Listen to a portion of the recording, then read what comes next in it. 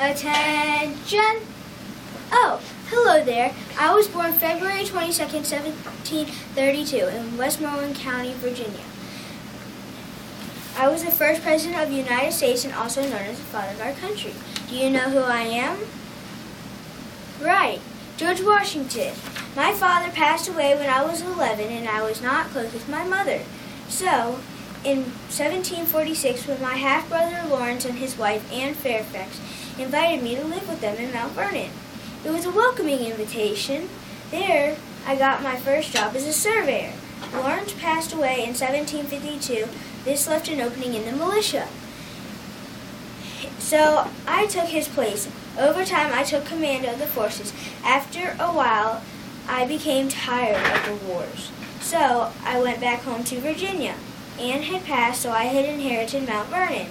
In 1757, I met Martha Custis, and we got married in 1759. Martha and I grew tobacco, but even with the help of our nearly 300 slaves, it was hard to grow tobacco. So I decided to start growing wheat. Although we had slaves, I did not like slavery. I thought it was evil and cruel. I soon realized it was the way of life. I did put in my will that I wanted my slaves to be freed. More wars and fighting began. The colonies wanted their independence. In June 1775, I was selected to be General and Commander-in-Chief of the Continental Army.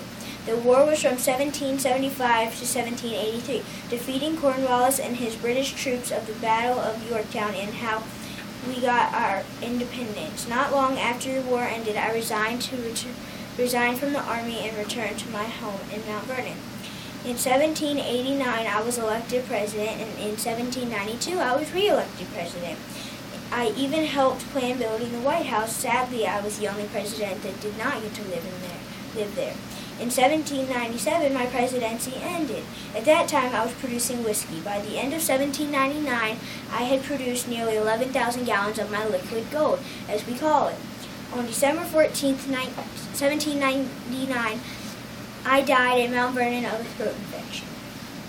This is my cornmeal that I used to make whiskey, which this is my still, and this is my telescope that I looked through during the wars, and this is my hat that I had with me the whole time. Any questions? Yes. Is that how your hat's supposed to go? Yes. Did your slaves get freed after you died? Yes.